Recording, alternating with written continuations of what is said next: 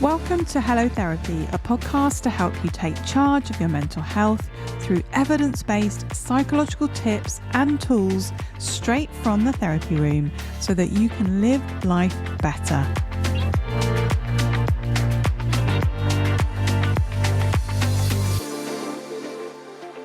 Have you been putting off going to therapy because of the negative stereotypes or myths that surround it? I am your host, Dr. Liz White, consultant clinical psychologist, and today I am busting therapy myths with Dr. Tess Brown, who is an experienced chartered clinical psychologist and coach and founder of the Mind Atelier, a private psychology service. Tess offers online therapy and coaching to women worldwide and provides business coaching to other therapists in private practice, as well as working as a trainer, coach and consultant for corporate and non-corporate organisations. Tess and I both believe in the transformative power of therapy, and if you are worried about going to therapy or you're on the fence about it, I do hope that this episode will help quell those concerns and empower you to take that next step.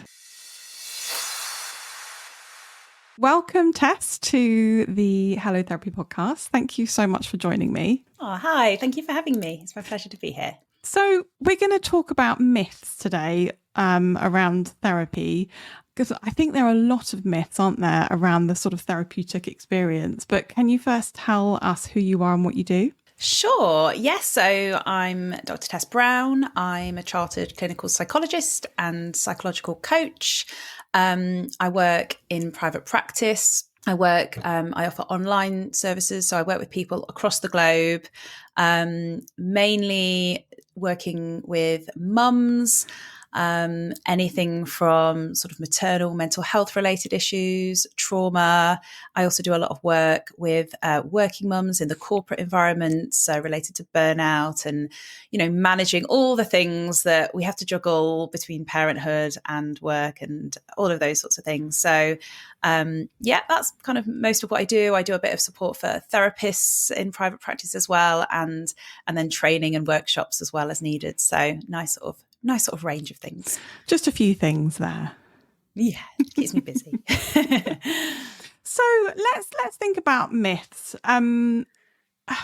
When you think about myths around therapy, what for you as a therapist, as a psychologist, what's the first myth that sort of comes to mind for you?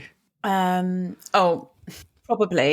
one which I hear time and time again in my clinic room is I don't deserve to be here, or I shouldn't be here. I'm not ill enough to be here. There seems to be this real assumption that one needs to be really unwell or really in crisis or experience some kind of really significant trauma in order to be deserving of therapy. I hear that a lot, and it's just not true. Absolutely. And I think we were both trained within the NHS, weren't we? So, yeah. And I think NHS mental health services, a lot of the time you access them when you are towards the more severe and enduring end of things. There's a range of services now, but I think perhaps that perpetuates that idea that, you've got to be really, really bad until you see a therapist. But as you say, it's absolutely not true. And certainly in the world of private therapy, I don't know about your practice, but I see a whole range of presentations and problems and difficulties. Yeah, absolutely. Absolutely. I think the sort of threshold in terms of accessing some of the NHS services are quite high and rightly so, in terms of the people really needing the support, getting the support, and they obviously have a lot of demands on them, and we know there's a lot of wait lists and so forth, and that's one of the great advantages of accessing therapy through privately, is that there isn't that sort of threshold, there isn't that eligibility criteria as such. And certainly in my private practice, I will work with people across a real wide breadth of different types of problems, but also different severities of problems, including people who actually don't really identify as having any particular problems or particular struggles at all. They actually identify as doing, reasonably okay, but they would just want to learn some tools to stay okay, or to feel even better, to be even more resilient. And I think one of the fantastic things that I love about clinical psychology is so much of the information and so many techniques, so many strategies, so many tools can be as applicable to somebody who is in severe distress, to someone who is doing okay and wants to work on just bumping their resilience a little bit more. Yeah. And actually, I feel like, I'm sure you'll agree with this, there's a limitation with therapy. When someone is severely unwell, that's not necessarily the right time for psychological therapy. That might be the time for another type of mental health intervention, like medication or some kind of supportive holding or counselling. Because therapy is often it can be quite demanding in terms of emotionally demanding, practically demanding. And when people are quite unwell, that's not necessarily the right time to be accessing therapy. It's often when they're feeling a little bit better that they're able to make better use of it. So it's always better if people do access therapy before they get to that stage. I agree with that. And, that's why in NHS services, certainly mental health teams, you have a multidisciplinary team of people, don't you, that can help a person. And that might not necessarily be the psychologist or the therapist in that team as out of the gate, And as you say, sometimes it's about somebody getting onto medication and reducing some of, say, the anxiety before they can really sit with a person and really think about their issues and their problems and start to work on them. And as you say, with private work, it's great, isn't it? Because you do get the full range of people coming to see you.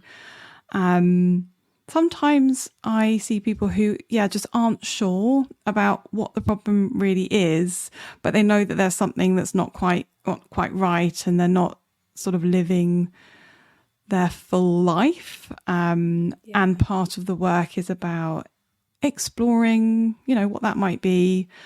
So you do take a more exploratory approach and get to know the person. And then start thinking about goals and things. I think the way that I tend to work generally is somewhere in the first few sessions thinking about, what are we working towards? What do you want to change? What would it look like if we got to the end of therapy, and how what would your life look like? What would be different? Is that how you tend to work as well, or are you less goals based? Yeah, I'm probably quite similar, thinking about the goals, and then sort of shaping our work around that, and the formulation or the hypothesis that we kind of form together, which sometimes those two things don't necessarily sort of add up, and so we might need to sort of shift the goals or tweak them a little bit. But I work in a very similar way, and I think people I work with find that quite helpful, because it then sort of gives them, they sort of know which direction they're heading. They know where they're aiming, even if that direction changes a little bit and the goalposts change. I think it can be quite containing for a person, especially if they are coming into therapy feeling very overwhelmed and feeling very confused about what's going on for them and not really understanding. These sort of little anchors, which I think goal setting can provide, one of those can be quite grounding. So is our conclusion that therapy is not only for people who have very serious mental health problems? Absolutely. I mean, I am a big believer that therapy can be helpful for anybody.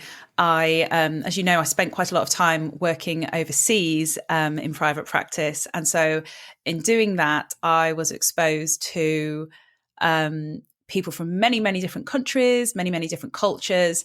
And what I found particularly interesting, especially with working with people from North America, actually, is their view of therapy felt very different to, I think, the typical British view of therapy. A lot of people that I met from America would go and see their therapist like they might go to see a personal trainer. It was just part of their health, self-care, process. And I see that more and more now here in Great Britain as well. But having worked, within that environment for a number of years, I really truly believe in the value of therapy, regardless of where your mental health is, be it good, be it poor, be it amazing. I think therapy has something that it can offer everyone. It's so interesting you say that, Tess, because I have the same reflection. I probably haven't worked with as many Americans or Canadians as you have in my time, but I have the same experience of there's a different. It feels like there's a different mindset over there, and I do think it's, as you said, I do think it's changing, but I think in the UK therapy is a bit more stigmatized than perhaps it is overseas. And I think that can be a bit of a barrier, or at least it has in the past. Certainly in my, 5, 6 years of being in private practice, I have seen a shift, actually. People seem to be much more open to trying therapy. But yeah, it's interesting, isn't it? The sort of cultural differences. Yeah, I wonder if it's partly to do with the way the medical systems are set up. And obviously here we have the NHS, and typically one would access the NHS, be it for physical or mental health, when there is a difficulty, when there is a problem to address. And obviously things are done quite differently over in the States. And so I don't know if that has a bit of an angle. And I think, certainly in recent years, people in Britain are accessing not just private therapy, but private health services, probably increasingly as demands get higher on the NHS, if people want to be seen sooner for things which maybe don't meet the criteria for the NHS especially. So I think that is, as more and more people do access that, I think that's helping to break that stigma. There's still a long way to go for sure, but I do think there's definitely been a shift in recent years, I think. So let's move on then to another myth. And this is a myth that I have heard a lot over the years. And it's this idea that we as therapists have all of the answers, and that it's two-parter, that we have all the answers and that we give advice. So what do you think about that myth? Well, I feel like if we had all the answers, people would probably just come and see us for one session, and then we wouldn't really see them again if we imparted all those answers in that session. I sometimes wish we did, but no, we don't. And I think, and this relates to that sort of part too about giving advice or telling a person what to do, even if we had the answers, or we suspect we have a hypothesis of what a solution might be for that person. It's absolutely not our role as a therapist to be telling somebody what they should do. Our role is to support somebody in gaining insight and understanding into their own mental health, into their emotions, into their thoughts, into their behaviors, so that they can feel empowered to make decisions about what the next step might be for them. And so it's I very much see it as my role as a therapist to support them in that journey, to maybe guide them, maybe nudge them in certain directions, especially if we're able to sort of see things from a perspective that they're not able to see yet or access. And obviously we're bringing all our expertise and sort of joining some of the dots in a way that they might not be able to do. But it's not our job to join those dots for them, but to maybe share some of our expertise in a way that they can do the joining of the dots, so they can make those decisions. And that's a much, much more empowering and long-lasting process, because it also means that they are then learning the tools or learning certain ways to think, which they can then repeat long after their therapeutic relationship has ended. If it's just about us imparting advice and telling a person what to do, I think that would really limit the value of therapy. 100%. And I think it also links in with this idea of psychologists or therapists being the expert, in inverted commas. We do have expertise, we have knowledge, we've done lots of training, and as a clinical psychologist, you've done research as well. So we do have a certain level of knowledge and we bring that into the therapy. But as you say, it's about sort of using that to help guide someone towards their goals and to help them understand particular aspects of their difficulties or their life at the moment. And I always say, or one of the things that I say to people is, I have expertise in this area, but I'm not the expert of you. You are the expert of you. And actually this process is about a therapeutic relationship where we work as a team. Yeah. I say exactly the same thing. It's about us bringing those expertise together, isn't it? And working on this collaboratively together. Yeah.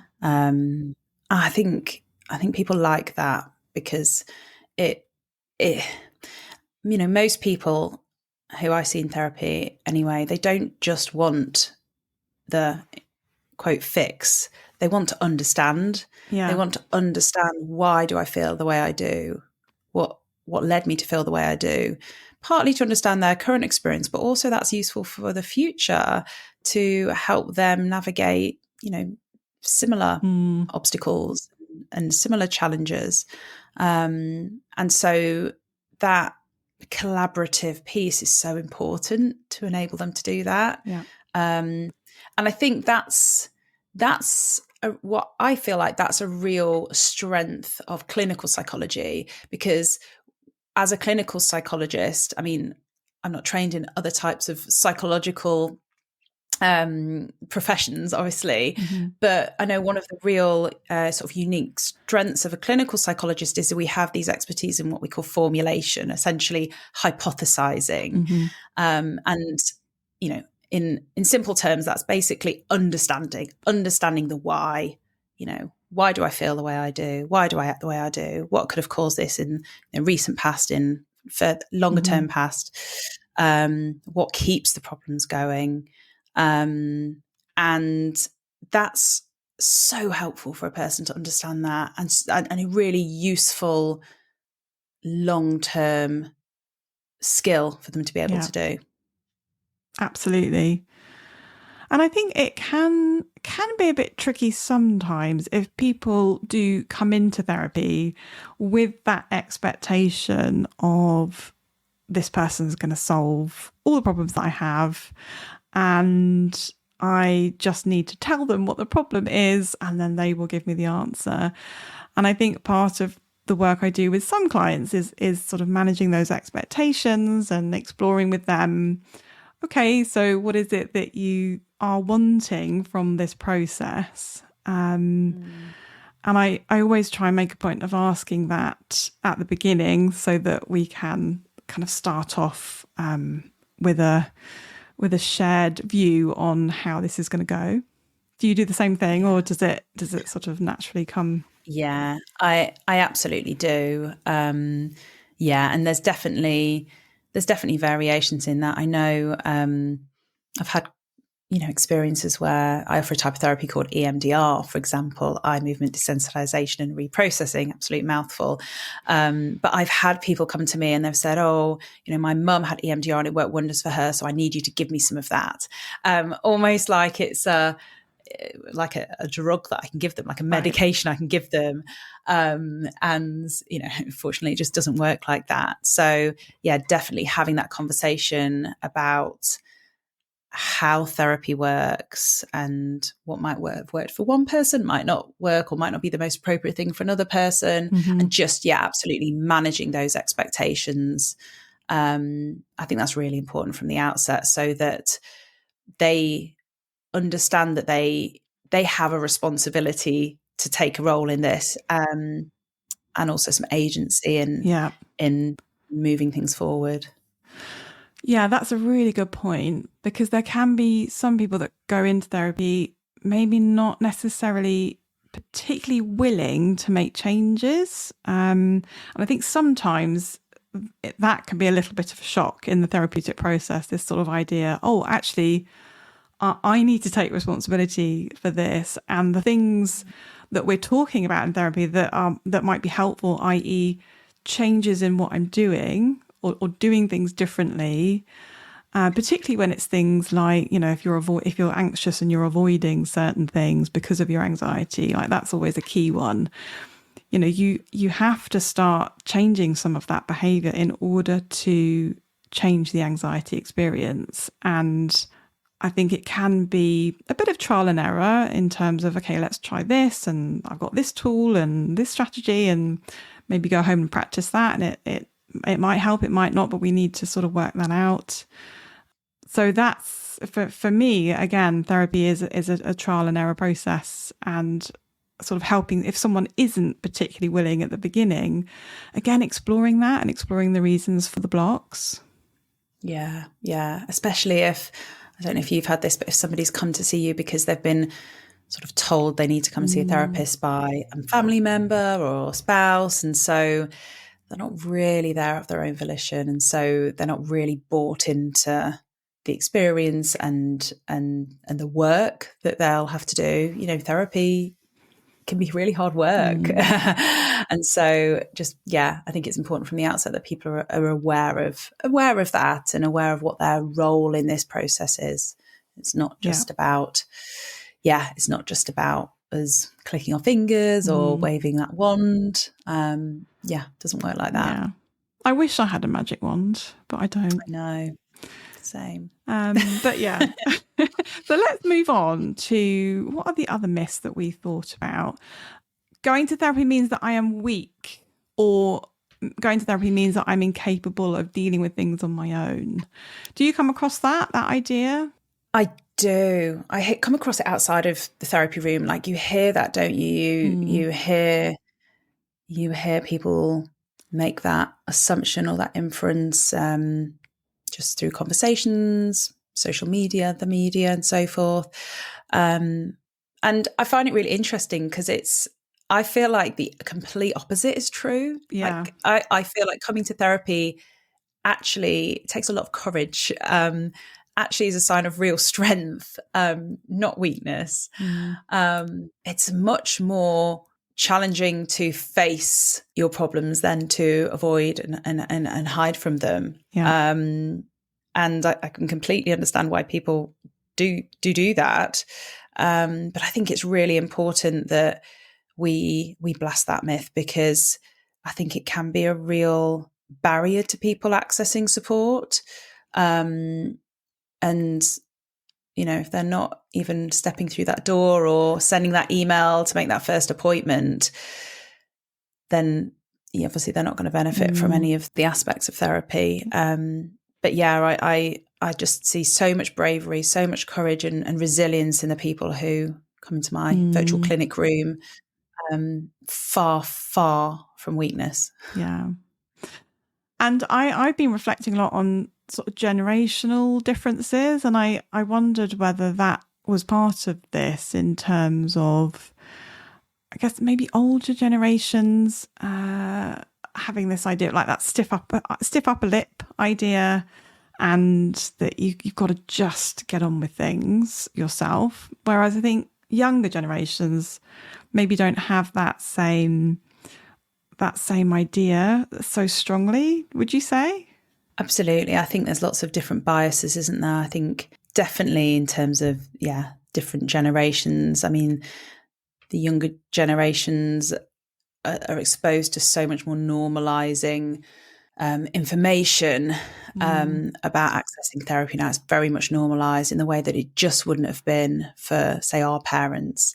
Yeah. And then I think you've also got the role of gender, the messages that we're stereotypically sort of drilled into boys versus girls in terms of like crying being a weakness and so forth. And I think there's a real shift in that.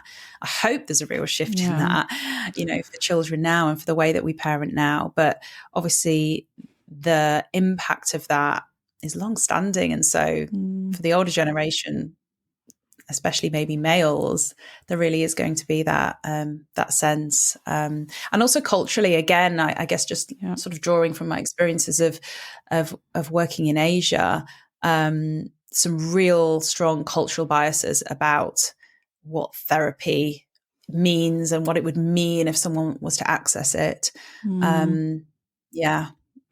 Very much still alive across the world. This sense of therapy and addressing one's emotions as being as a weakness. And I think, again, thinking about that from that stigmatizing point of view, this idea that going to therapy, means you're deficient in some way, or it's you should feel ashamed that you're doing that in certain cultures, in certain circles, in certain generations. And I think you're right. I think it is definitely changing, but it's still there. And I know that there are lots of groups, particularly marginalised groups, that don't access or can't access therapy as easily as other groups. So I think there's still work to be done. Oh, yeah, absolutely. I remember not so long ago sitting down with a bunch of my psychology friends, and, you know, over the course of the afternoon, it kind of came out that each of us had been, you know, accessing therapy. And we were like, why have we not been talking about this amongst ourselves? This seems like utter madness. We've sort of been pulled into that stigma, even though we don't believe it professionally. And yet personally, it's still very much alive and there.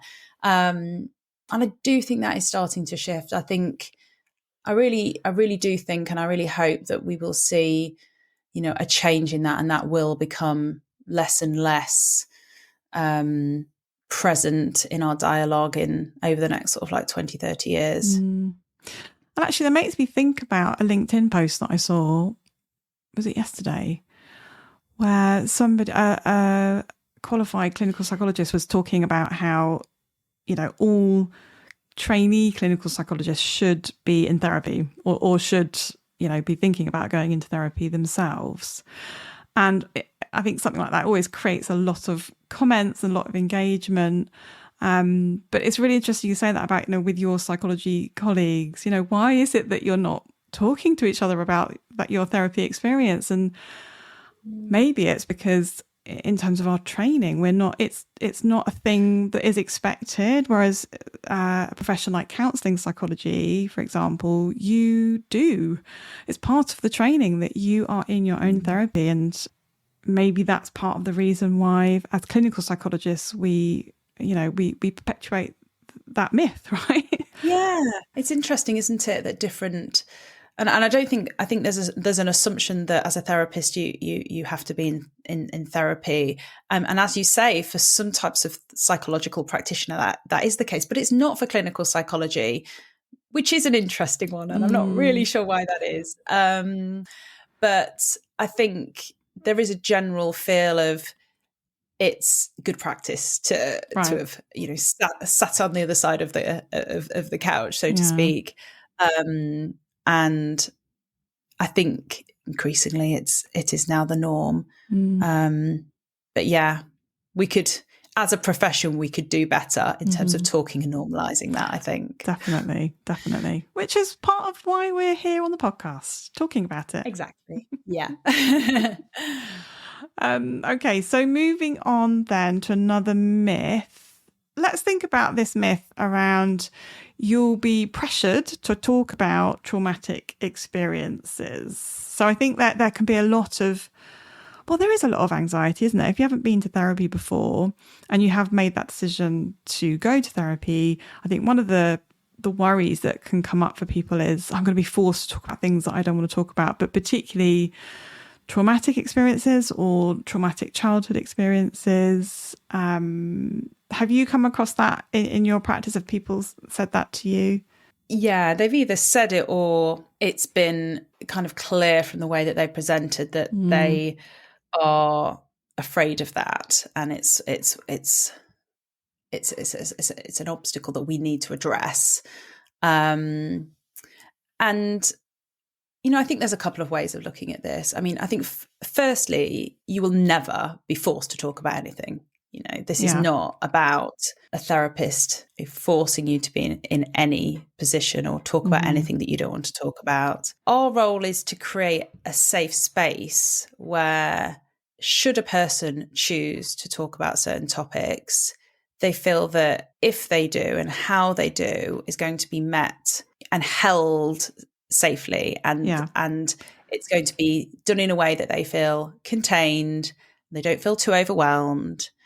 And I think, what that looks like is so different for every person because, as you'll know, it's not the event per se that makes talking about something challenging. It's what that event means to a person, and what something means to a person is going to be so different and unique to every single individual. One of my clinical specialisms is working in trauma. And so, I've worked with people who in that first session, they've been itching to get something off their chest and they really want to share it. Like that's really, really very, very important for them right from the outset, which is absolutely fine. And I've worked with other people who have actually felt never able to talk about certain things. And I think what might be useful for your listeners to know is that there are some therapeutic techniques out there which can help you to process a trauma, which don't actually involve you having to talk about the trauma or in any detail, let alone a lot of detail. So I mentioned EMDR earlier, but that's one of the therapeutic techniques that can facilitate the processing of a trauma without going into the details. Now, obviously, as a therapist, it's helpful for us to know as much information as we can know so that we can give you the best supportive care that we can give you. But a lot of people just aren't ready to share those things, and that's fine as well. Absolutely shouldn't be an obstacle to them coming and accessing support. I think it's really important that people know that they can still have support in processing and coming to terms with something without having to go into all the details, if that's something that they want to do. And it also makes me think about my specialism with working with people with OCD, and often a barrier can be, if I go into therapy for my OCD, I'm going to have to stop doing the things, the compulsions that keep me safe. So sometimes, a lot of the time, we have to do quite a lot of work around those beliefs and ideas. And as you say, that really giving that sense of, I'm not going to force you to do anything that you do not want to do, but I can put forward ideas about how I think things might improve for you if you did X, Y, Z. And certainly when there's a lot of anxiety or it's an OCD picture, doing some kind of hierarchy where we think about, okay, what's the least anxiety provoking thing that we could start with? And then we can work our way up to the most anxiety provoking thing in terms of, not doing the compulsion around that particular situation. But with trauma, it's a bit different, isn't it? Because there are therapies where you do talk about the trauma in a lot of detail many times over. But I think personally, I think that's why EMDR is so popular, because you don't have to do that. And it's shown to be effective. Yeah.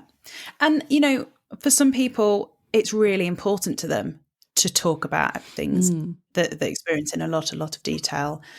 And that's why, at the outset, when we're doing our clinical assessment and we're starting to understand the problem, we're also thinking about what's important for you from this process, so that we can think about which approach would be most appropriate for the individual that's sat in front of us, rather than be prescriptive. Yeah. I think it's also important to just acknowledge that as a therapist, we have to walk a little bit of a fine line between sort of colluding with avoidance of talking about something, right? Because often, and I'm sure you've had this, I'll be sat with somebody and we can feel a little bit stuck in the therapy process, and there's kind of this elephant in the room that's not been addressed, that's not been talked about, or that's, you know, been consistently avoided. And actually, in order for us to move things forward, it might be really important for us to address that obstacle. Yeah. But we can do that in a really systematic way. We can create a kind of a bit of a hierarchy of what feels manageable, Mm-hmm. and then what do you feel comfortable sharing. We can build on that later. Yeah. As you say, we're always working in collaboration with our clients, so we're always doing it at your pace. You're always in the driving seat. That's so important to highlight, isn't it?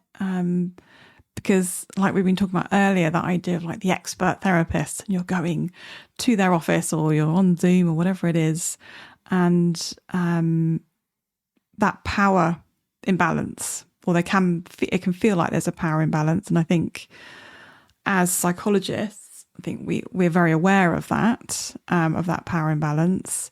And I think we work very hard to help someone feel like, as I said, like we're a team and we're in this together. And also I think we're talking about very difficult things. Yes, some people might come into that first session and sort of really just need to get it out, and that's fine. Other people can take a long time to get to the point where they feel comfortable sharing something that is incredibly difficult. And that's why that therapeutic relationship, building that rapport, giving that sense of warmth and safety is so, so important. And having that patience as a therapist as well, I think, to carry that client along to a point where they can, divulge or disclose what it is that's happened to them. Yeah. And there might be certain, emotional obstacles that we need to work through. So I guess we've alluded to fear a lot in our conversation, but also feelings of guilt, or certainly feelings of shame. Yeah. Shame is a big one, which stops people from talking. And, we know that silence is like pouring petrol on a fire of shame. It just keeps it burning and burning and burning. And so if we can break that silence and start unpicking and sharing a little bit about the thing which we're holding back, I mean, it's often quite remarkable how quickly, when a person starts talking about something that they might have held privately for so many years and have been so afraid and so ashamed of talking about it. I've had so many clients say how much better they feel just from having shared something, and been so surprised at how quickly that has had an impact. Talking can be so powerful.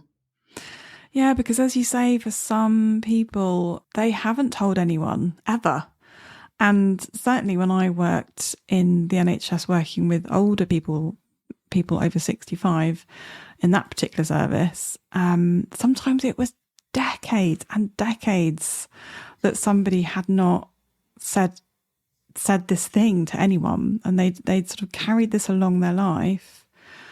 And the power of really finally being able to say it out loud even was, therapeutic, cathartic in itself. But having that relationship as like a frame, to hold that. And I always feel completely honoured and privileged to be in a position where I can hear those stories and, hopefully help someone through that memory, through that experience. Absolutely. Yeah. It's a real privilege, the work we do, isn't it? So let's think about our last myth, which, we were thinking about social media. So social media can replace therapy. So that is a myth that I've come across. And I think social media these days, we could spend a whole podcast talking about social media and therapy. What kind of things have you come across within this sphere of things? Oh, it's a minefield, isn't it? Well, I hope social media isn't going to replace therapy, or we'll all be out of a job.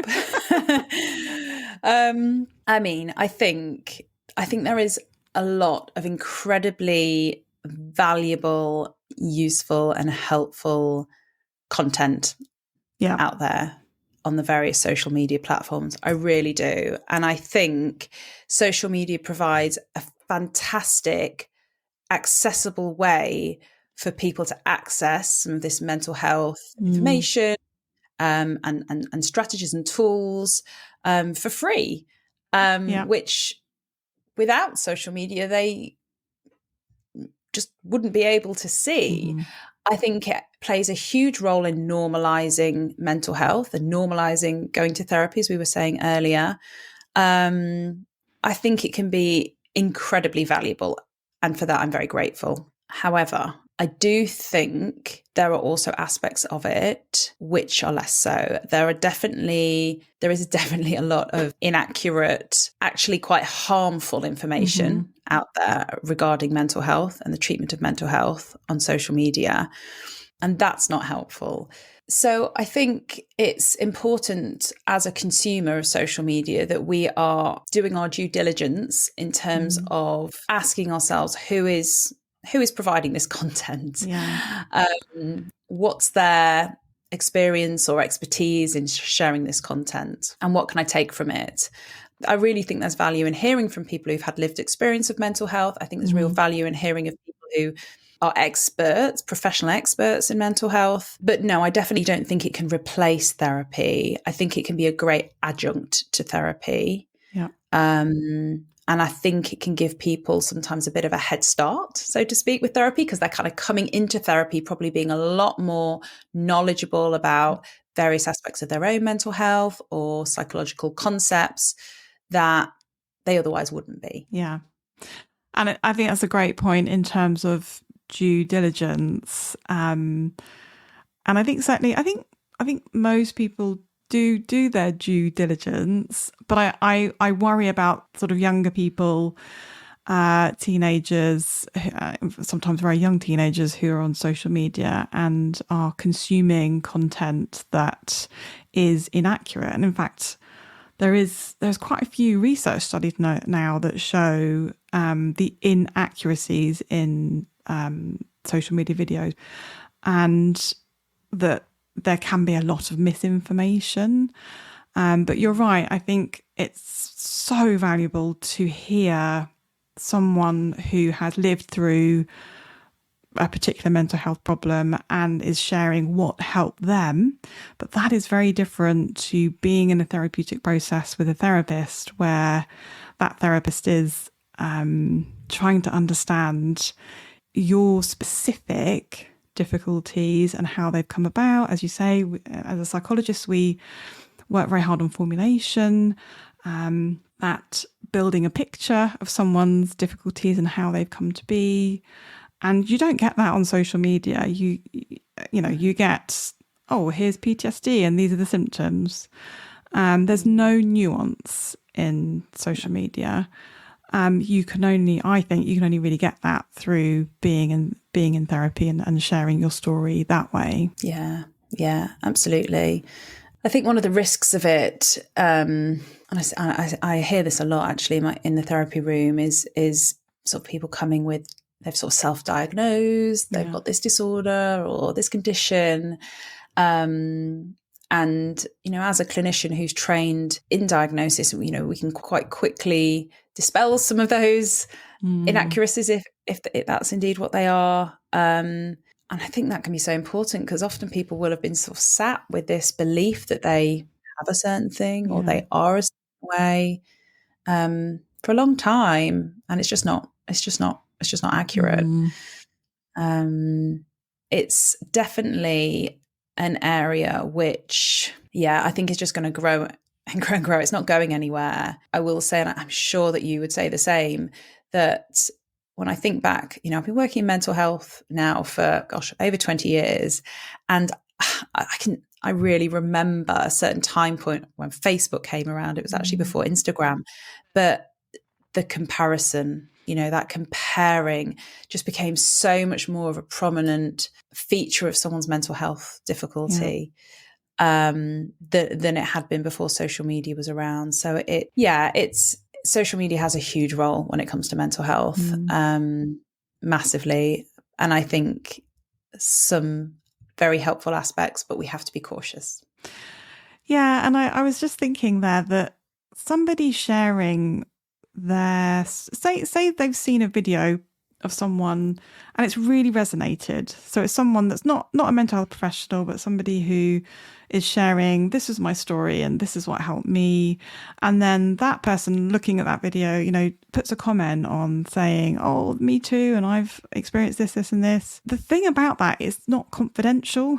You are putting that out into the world.